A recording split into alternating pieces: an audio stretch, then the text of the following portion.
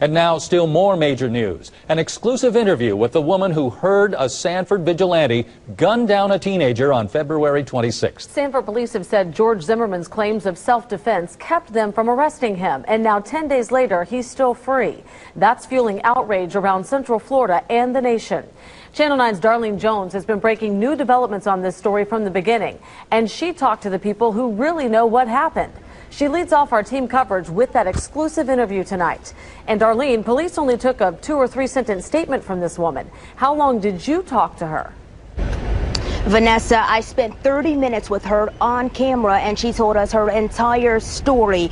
After we heard her out, we reached out to Sanford police here at headquarters, who told us they have been swamped with media requests and warned us we might not hear back from them today. The cry stopped as soon as the gun went off, so I know it was the little boy. Mary Kutcher said that cry for help got her attention the day 17-year-old Trayvon Martin was shot and killed in her backyard by George Zimmerman, a neighborhood vigilante. Until now, she's ignored repeated attempts by national and local media to share what she saw, partially out of fear. So we said, "Everything okay?" And he just looked at us. And Selma asked him again, "What's up? What's going on? Everything okay?" And he just said, call the police. Kind of nonchalantly, like, leave me alone. According to this partial police report, Kutcher is one of 6 eyewitnesses Sanford police took a statement from that night. Kutcher said it was short, and police never questioned her in detail until after she repeatedly reached out to them. Blew us off. And I called him back again, and I said, "I know this was not self-defense.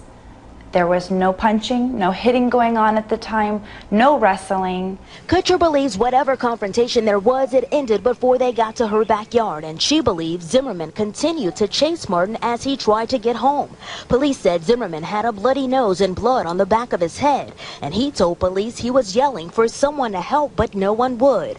Kutcher believes even if Martin got the best of Zimmerman, it's no excuse to kill an unarmed teenager half his size. I assumed he's going to be arrested. Common sense will tell you, and he wasn't.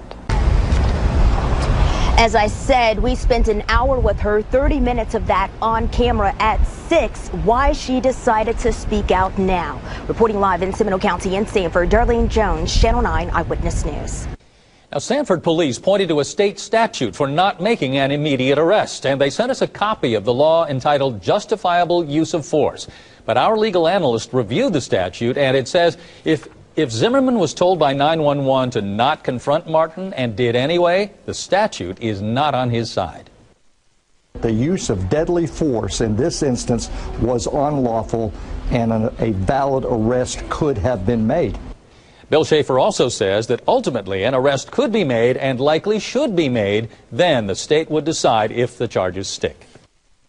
Under the facts of this case, as we know it, it appears that it was an abuse of discretion for Sanford not to effect an arrest and send it to the state attorney's office.